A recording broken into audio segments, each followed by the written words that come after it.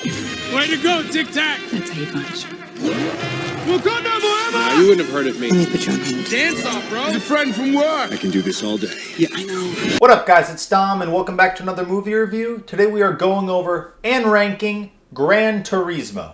Gran Turismo, released in 2023, directed by Neil Blomkamp. Based on the unbelievable, inspiring true story of a team of underdogs, a struggling working class gamer, a failed former race car driver, and an idealistic motorsport exec who risk it all to take on the most elite sport in the world. Now, I love this movie. I've watched it before and I've always loved it. I think it's an amazing true story, and as I always say whenever I review movies that are based off of a true story on this channel, it's either really good or really bad. True stories always end up that way. They either do a fantastic job of using the true story and making it an amazing movie, or they use it and they end up making it boring or just not a good movie at all. So I definitely think this movie falls into the really good category, and I will explain why with the 10 essential aspects of a movie. The first essential aspect is plot. So obviously, based off of a true story does not necessarily mean one-to-one. So it's not like they just took the story and just brought it to the screen. They obviously made their own tweaks and changes to elevate this story to make it better of a movie compared to how it actually happened. I know that there's definitely some things in this movie that did not happen in real life, but that's what comes with making a movie based off of a true story. And I think that this was a great concept to bring to the screen. It was a interesting story of Jan's life to actually create a good movie out of, and I think they did a fantastic job. I love the story. I think it reaches me on a lot of different levels, and I'm sure a lot of people can say that as well. So I think as plot goes, it was done correctly. The second essential aspect is attraction. Now, I'm just going to say off the bat that I really like cars. I really like racing. I like the entire sport. So I do have some bias here. I think the attractiveness is a lot higher for me than it would be for just a casual viewer. But honestly, I feel like people would enjoy this movie even if they weren't that involved with the racing world, or at least didn't even like cars. I feel like this is still, the story that's being told here is a lot more than just the racing. So that broadens the audience of who would enjoy this movie. So I do think that the attractiveness is here for this movie, not just because of my bias, but because of what I think the overall general public would enjoy about this movie. The third essential aspect is theme. Now, I think the theme is clear and obvious if you've watched this movie. It is simply never stop chasing your dreams. If you want to do something, if you think you really can do it, chase it, go after it, no matter who tells you not to. Because that is the entire premise of this movie, is Jan wanted to be a professional racer. His dad told him it was not going to happen, that just from playing video games isn't going to get you to that goal, and how that is realistic in a lot of different terms.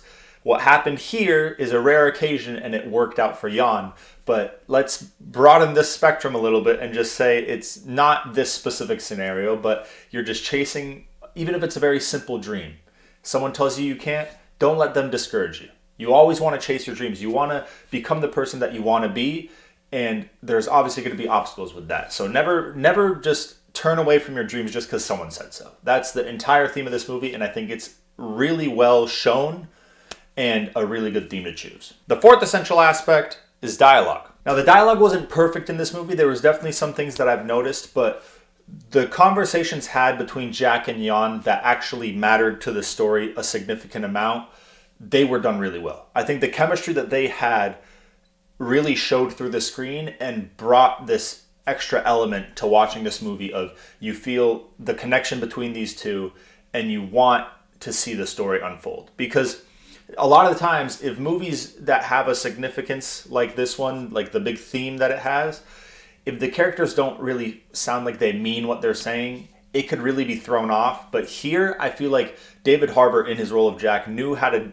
deliver his lines in a way that actually improved the viewing experience of the movie. I think the dialogue had between those two characters in particular was what really I'm looking at here, because there obviously are some characters that have smaller roles, didn't really put as much effort into the dialogue, but those two in particular really sold me, saying that the dialogue in this movie is actually good. The fifth essential aspect is acting. Now, there's two actors in particular that I want to mention here that did a really good job. One is Archie Madekwe, who played Jan. He is the main character. It's about his story, well, about his character's story.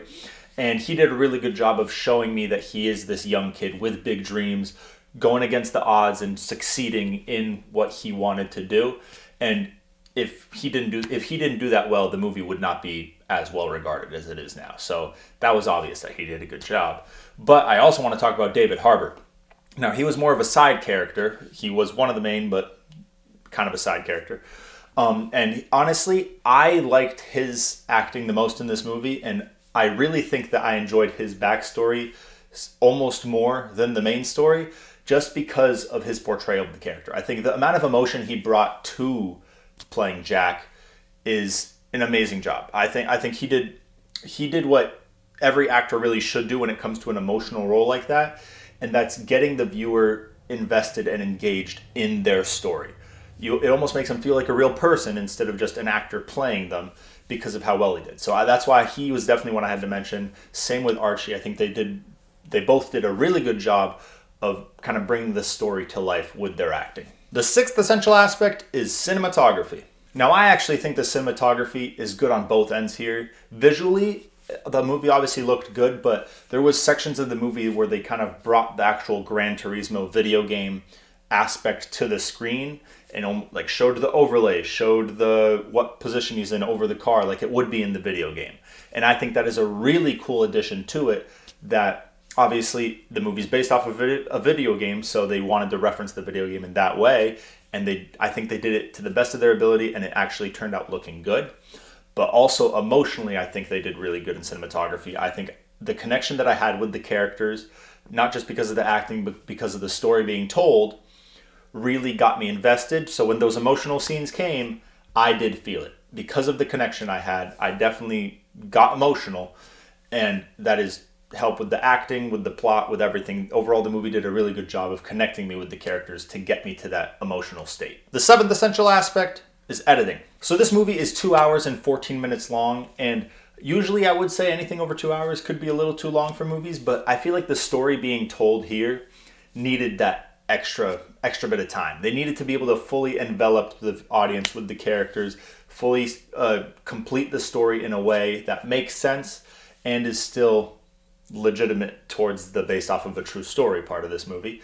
And I honestly wouldn't change it. I don't think it's too long. I don't think it's too short. I think it's exactly where it needs to be to give you the full experience while watching this movie. The eighth essential aspect is soundtrack. So overall, the soundtrack isn't too memorable. However, there were scenes like when Jan was listening to the music before the races to kind of get in the zone and get more prepared that I did want to mention, because it's not necessarily a memorable soundtrack, but that part was based, or not just based off the truth, but that part actually happened. He listened to those specific songs beforehand, and he continues to now as he's still racing. So the fact that was based off of it, and they kept that kind of significant moments before his races, is enough for me to note it in the soundtrack. It may not be memorable. I honestly can't remember which songs they were, but I know in the moments when I was watching it that I felt the necessity of making sure that was a part of the movie. The ninth essential aspect is directing.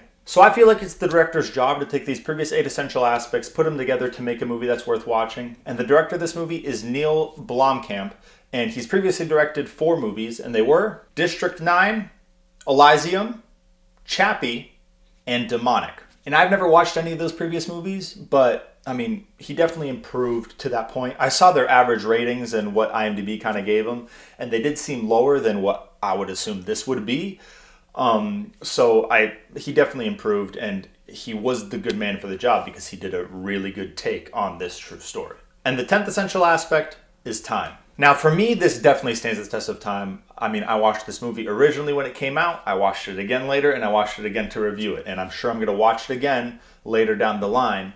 And that, to me, is what means it stands the test of time. That even though this movie is 2 years old, and to me it's still relevant. Now, overall, to the general audience, I don't know if it will be. It really depends on the person you are. if you like the racing, if you enjoyed the story, you will remember this movie. You will remember the name. If you, for example, also, if you played the game, you'll definitely remember this. It will be a memorable movie to you because you have experienced the same general thing that the actual movie was about. So overall, I will say that this movie is very memorable. It will stand the test of time, but it definitely depends on the person you are and what you enjoy watching. Because someone that doesn't enjoy racing, doesn't enjoy this story, won't remember this movie 10 days later. So it really depends on you. Now, on to the ratings. So, Rotten Tomatoes critics gave it a 65%, Rotten Tomatoes audience gave it a 98%, and IMDb gave it a 71%. Now, this is a big gap between these ratings, but off the bat, 65 is too low, 71 is too low, and 98 is too high. I just don't agree with any of these. 98 is probably the closest one I'm at because I think it is high 80s, low 90s. I think this is a really well done movie, but 98 is way too close to perfect to be giving this movie because this movie is more than just 2% of flaws. And they might not be big flaws. It might just be me nitpicking and just trying to find something to not give it that perfect rating. But overall, I mean, I have not seen a perfect movie yet, so it's kind of hard to give something that high of a rating. So I definitely think it belongs in the high 80s, low 90s, maybe even mid 90s if I'm feeling generous. But yeah, that's where I would put it. And finally, the rankings. So in 2023, it's going to be second above Hitman and below Air. Now, this wasn't really a hard choice for me. Air is clearly the better movie. It has barely any problems, and as true stories go, it was more interesting to me than Gran Turismo was, and I feel like overall I could barely find any problems with that, even nitpicking compared to Gran Turismo. But that is also the reason why Gran Turismo is above Hitman, because Hitman's also a great movie. I just didn't find myself enjoying it as much as Gran Turismo, and I think the true story aspect being how good as it is makes the plot so much better and more interesting to me than Hitman was. In the 2020s, it's going to be fourth, above Smile 2, but below Sinners. Now, this to me also wasn't a big problem of trying to figure out where I'm putting it, just because Smile 2 just doesn't have the rewatchability that Gran Turismo has. I feel like I can sit down any day, watch Gran Turismo, and enjoy it, while I have to be in a specific mood in order to really watch Smile 2. And I might watch it one more time in my lifetime, but it's not something I'm jumping at watching again. Even though it is a great movie with great acting, it's just the style and genre of the movie that really puts it in its place. And it is clearly below Sinners. I mean, I just watched Sinners, and I honestly want to watch it again. It's a really good movie. The concept to me is really interesting. And overall, like the acting, the plot, everything to me screams that it's better than Gran Turismo. And that's why it wasn't really too difficult, especially, I mean, even the soundtrack. The soundtrack was 10 times better than Gran Turismo, even though obviously there has a specific meaning behind what music was playing in Gran Turismo compared to Sinners. But overall soundtrack, Sinners definitely takes it. So I just think as a movie in general, it is better. And in all time, it's going to be 13th, above Moana and below Toy Story. Now, this was kind of more difficult. Both of the movies that's in between are targeted towards kids. However, Moana, I feel like, is definitely more targeted than Toy Story is. Toy Story, to me, is a generational movie. I mean, it is what started off this big animated genre of movies for not only kids to enjoy, but for adults to enjoy as well. And Toy Story summed that up perfectly with having a concept interesting enough that even as an adult rewatching it, I still enjoy it. While Moana, as good of a movie as it is, it's not the same level, even near the same level, especially of Toy Story, but Gran Turismo as well. I just feel like I'm not a big fan of the singing consistently throughout the entire movie, and that kind of does pull me out slightly, even though the music was catchy, it was entertaining. It's just everything the movie did, to me, wasn't as enjoyable or cinematic as Gran Turismo was. That's all I have for Gran Turismo. If you guys enjoyed this review, make sure to leave a like and subscribe, and make sure to comment what movie you want me to review next. Definitely check out my best friend, Mr. Majoritarian. He is the one that got me into movie reviewing in the first place. He does the same exact thing, except I also do TV shows on the side. He doesn't do TV shows, but besides that, he ranks them in two different lists, one for entertainment and one for cinematography. So if that's something you think you will enjoy more, definitely go check it out. His link will always be in my description. And I hope you guys have an amazing night. Peace out.